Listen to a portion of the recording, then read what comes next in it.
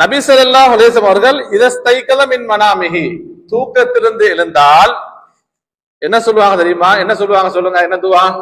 நமக்கு எல்லாரும் தெரிஞ்ச துவா தான் இது. எல்லாம் சொல்லுங்க. அல்ஹம்துலில்லாஹி அல்லதி, அல்ஹம்துலில்லாஹி அல்லதி, சத்தமா சொல்லுங்க. அஹ்யானா பஅதமா அமாதனா வ இலைஹின் நுஷூர். அன்புக்குரியவர்களே, நம்மில் எத்தனை பேர் இந்த துவா ஓதுறோம்? நாம் எழுந்தவுடன், அதாவது நாம் இருக்கக்கூடிய ஆண்களும் தான், பெண்களும் தான், நம்முடைய பிள்ளைகளும் தான், சிறார்களும் தான், எத்தனை பேர் நாம் இந்த துவாவை ஓதுகிறோம்? இது நான் இடத்திலே கேட்க வேண்டிய கேள்வி. நீங்க ஒவ்வொருத்தரும் உங்களிடத்தில் இந்த கேள்வியை கேட்டுக்கொள்ளுங்கள். நாம் தூக்கத்திலிருந்து எழுந்தவுடன் எழும்பும் பொழுது நாம் இந்த துவாவை நபி ஸல்லல்லாஹு அலைஹி வஸல்லம் அவர்கள் எந்த பிரார்த்தனையை ஓதி எழுப்பினார்களோ அந்த துவாவை நாம் ஓதுகிறோமா? இந்த துவா அன்புக்குரியவர்கள் நிறைய பேர் பாடம் இருக்கும். ஓதி வாரது இல்லையோ எப்படியோ நிறைய பேருக்கு துவா பாடம் இருக்கும்.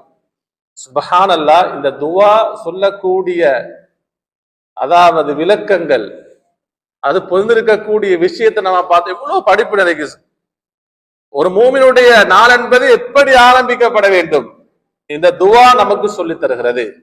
ஒவ்வொரு முஸ்லிமுடைய நாள் என்பது எப்படி ஆரம்பிக்கப்பட வேண்டும் என்று இந்த துவாவில் சொல்லப்படுகிறது. அல்ஹம்துலில்லாஹ், இதுல 3 பகுதி இருக்கு. நபி ஸல்லல்லாஹு அலைஹி அவர்கள் நன்றாக கவனத்துல கொள்ளுங்க. இந்த துவாவுல எத்தனை பகுதி இருக்கு? 3 பகுதியில் இருக்கிறது. யாருக்கு சொல்லும்? நாம் எவ்வளவு காலமா இந்த துவா ஓதி வாரோம். இந்த துவா சொல்லக்கூடிய முக்கியமான 3 பகுதிகள் இருக்கிறது. இது ஒவ்வொரு முஸ்லிமுக்கும் அவன் பருவ வயதை அடைந்ததிலிருந்து அவன் மரணிக்கும் வரைக்கும் இந்த 3 பகுதிகளும் அவசியம். இது இருந்தால்தான், இந்த 3 பகுதிகளும் சீரானால்தான் அவன் நாளை மறுமையில் வெற்றியும் பெற முடியும். யாருக்கு சொல்லும்? சொல்லுங்க. யாருக்கு சொல்லும் இந்த துவா? சுப்ஹானல்லாஹ், நாம் இந்த துவா ஓதி வருகிறோம். வெறுமனே நாம் துவாக்களை, காலை மாலை திக்ருகளை, அதாவது உண்மையில அந்த அரபு வார்த்தைகள் நபி அவங்க ஓதுனத்தை ஓத நமக்கு நன்மை கிடைக்கும். ஆனால் சொல்லக்கூடிய விடயங்களும் நம்ம அறிந்து ஓதணும். அப்பதான் நமக்கு தொடர்ச்சியாக ஓதலாம். அது நமக்கு படிப்பினையும் பெறலாம். அன்புக்குரியவர்களே, முதல் பகுதியை பாருங்க. அல்ஹம்துலில்லாஹ். அல்ஹம்துலில்லாஹ்னு சொன்னா எல்லா புகழும் அல்லாஹ்வுக்கு, அனைத்து புகழும் அல்லாஹ்வுக்கு.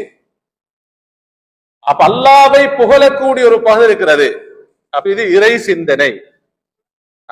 ஒரு மனிதனுடைய நாள் என்பது 3 சிந்தனைகளை கொண்டு ஆரம்பிக்கப்படணும்.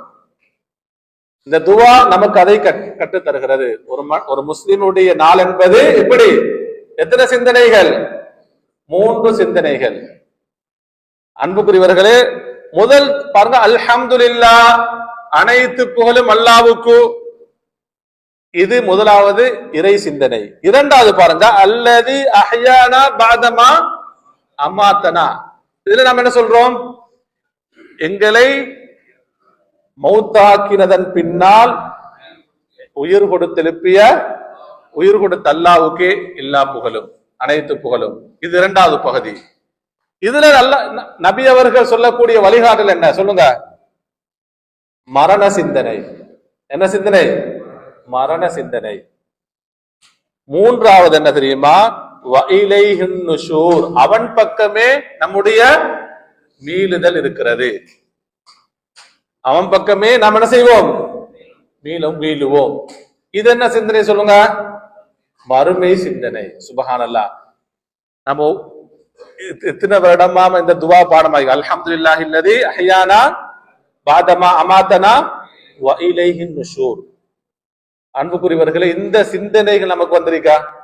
நபி ஸல்லல்லாஹு அலைஹி வஸல்லம் அவர்கள் இந்த துவாவை நமக்கு அதற்காக வேண்டிதான் கற்றுத்தராங்க.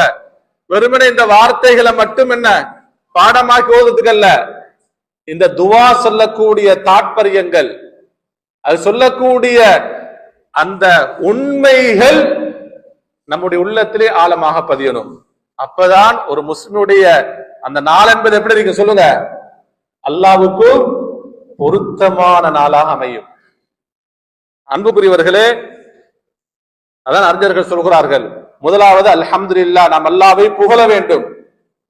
அவன் நம்முடைய நாள் என்பது அல்லாஹ்வை புகழ்ந்து இறை சிந்தனையுடன் மரணத்தை நினைத்தவர்களாக, மறுமையை நாம் நினைத்தவர்களாக நம்முடைய நாளை நாம் என்ன செய்யணும்? ஆரம்பிக்க வேண்டும்.